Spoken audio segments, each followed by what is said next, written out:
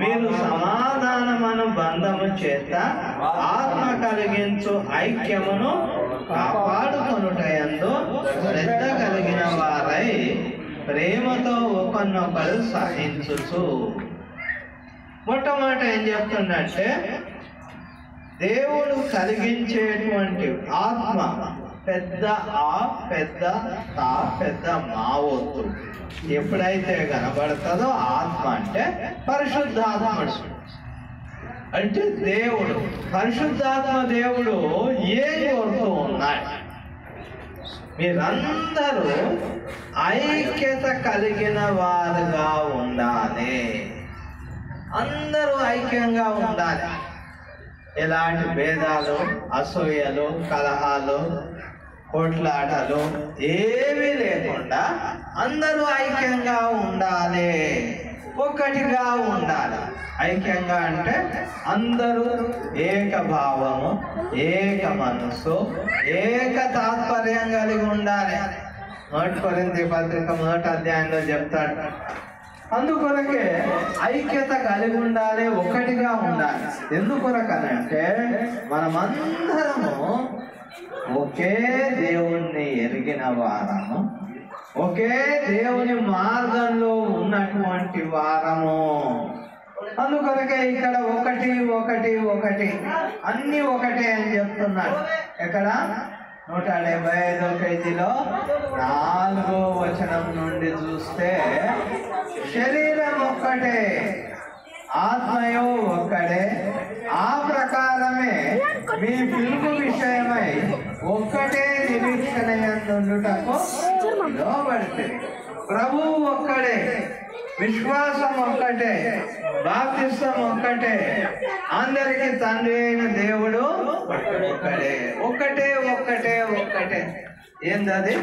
అందరూ ఒకటిగా ఉండాలి.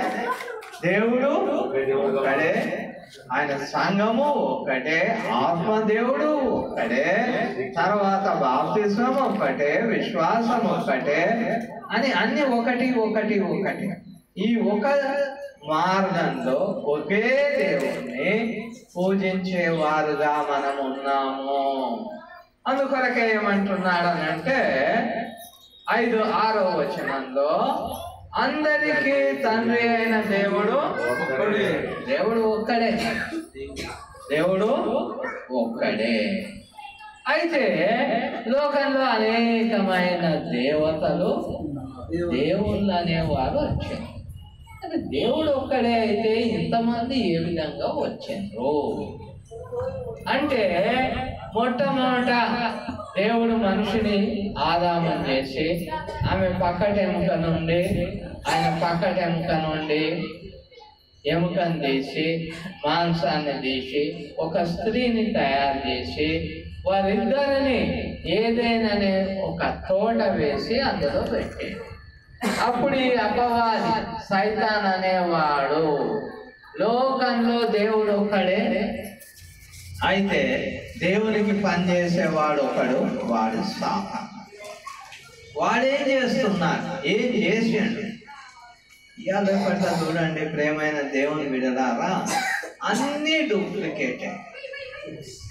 డూప్లికేట్ అంటే చైనా వాళ్ళు నంబర్ 1 డూప్లికేట్ తయారు చేయడానికి. అమెరికాడు కష్టపడి అట్లా చేసి ఇట్లా చేసి ఎన్నో డాలర్లు ఖర్చు పెట్టి ఒక మంచి ఫోన్ తయారు చేస్తాడు. చైనా వాడు ఏం చేస్తాడంటే ఆ ఫోన్ కొనుక్కుంటాడు. కొనుక్కొని ఆ ఒక్కదాన్ని వాడు 10,000కు చేస్తే దాన్ని అన్ని డూప్లికేట్ చేసి దాన్ని 3,000కే ఇస్తాడు. ఎందుకు 10,000 పెట్టి అమెరికా ఫోన్ కొంటాం? ఆ ఫోన్ వాడు 3,000కే. అయితే సమస్య, చైనా వస్తువులకు ఎప్పుడు గ్యారెంటీ లేదు, ఇయ్యడు వాడు. దాని గ్యారెంటీ అంటే, ఏం గ్యారెంటీ ఇస్తాం సార్? 10,000 ఫోన్ నీకు 3,000కి ఇచ్చినాక నడిచినంత రోజులు వాడుకో సార్, మళ్ళీ గ్యారెంటీ ఎక్కడిది దీనికి? Duplicate duplicate.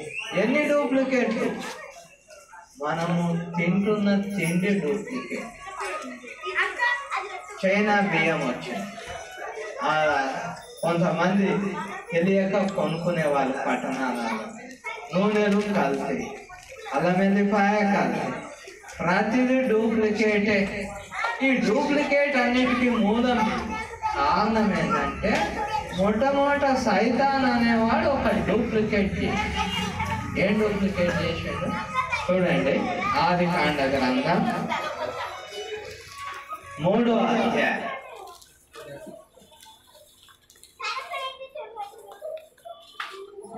ఆదికాండ గ్రంథం 3వ అధ్యాయం 4-5 వచనాలను అందుకు సర్పము 2వ పేజీ. అందుకు సర్పము చదవండి. అందుకు సర్పము మీరు చావనే చావరు, ఏలైనగా మీరు వాటిని దినమున మీరు కనులు తెరవబడిననియు మీరు మంచి చెడులను ఎరుగున వారై దేవతల వలె ఉందురని దేవునికి తెలియనని స్త్రీతో చెప్పగా, అవ్వతో ఏం చెప్పింది? అవ్వా, నువ్వు ఆ పండు తినొద్దు అన్నాడు దేవుడు, కానీ మంచి చెడ్డలు ఎరిగి ఏమవుతావు? దేవత అవుతావు. అవ్వ ఏమనుకున్నది? అబ్బా బాబా నేను దేవత అయిపోతా, నా భర్త దేవుడు అయిపోతాడు, నేను దేవత. లోకంలో మనుషులను అనేకులను మనం చూస్తున్నాం. అనేకులను ఇట్లనే దేవతలు దేవుళ్ళని మనం పూజ చేస్తున్నాం. ఎందుకంటే వాళ్ళు గొప్పోళ్ళని, మంచి పనులు చేసిండ్రని, లేకపోతే రకరకాల కారణాల చేత మేలు చేసిండు, మేలు చేసిన వాడే దేవుడు అని చెప్పి ఈ విధంగా పూజిస్తూ ఉన్నాం. ఎట్లా ప్రారంభమైంది ఈ నకిలీ అన్నదంటే, సాతానుడు మొట్టమొదట అవన్నీ మోసం చేసి నువ్వు దేవత అంటే దేవునికి బదులుగా ఒక దేవతను తయారు చేశాడు. ఎందుకొరకు? దేవుని పని పాడు చేయాలి, దేవుని బిడ్డలు కష్టపడాలి, నష్టపడాలి అన్నదే వారి ఉద్దేశం. నీవు దేవత వలె అవుతావు అంటే అవ్వ అనుకున్నాను, నేను గొప్పదాన్ని, నేనే వరాలు ఇస్తా అందరికి అనుకున్నాను. ఆయన ఏమైంది? తోట నుండి ఎలగొడితే ఆమె భర్త భూమి దున్నాల్సి వచ్చింది. భూమి దున్నుతుంటే ఏమొస్తున్నాయి? పంట కాకుండా మొదలు ముండ్ల పొదలు, గచ్చ పొదలు అన్ని మొలుస్తున్నాయి. కష్టం ప్రారంభమైంది. సాతానుడు ఏం చేస్తాడనంటే మనం కష్టపెట్టేవాడు నిజమైన దేవుని దగ్గరికి రాని అని వాడు. అందుకొరకే భక్తుడైనటువంటి పౌలు ఏమంటున్నాడనంటే, దేవుడు ఒక్కడే ఉన్నాడు. దేవుడు, ఆ ఒక్క దేవుణ్ణి మనం ఎరగవలసిన వారమై ఉంటున్నాము. ఆ ఒక్క దేవుణ్ణి మనకు బయలుపరిచింది, ఆ దేవుని దగ్గరికి మనల్ని నడిపించింది దేవుడైనటువంటి యేసుక్రీస్తు. వేలారా, యోహాను సువార్త 14వ అధ్యాయం 6వ వచనంలో ఏమన్నాడు? నేనే మార్గము సత్యము జీవమునై ఉన్నాను, నా ద్వారానే తప్ప ఎవరు తండ్రి వద్దకు రారు. దేవుని దగ్గరికి రావాలనంటే నేను మార్గం.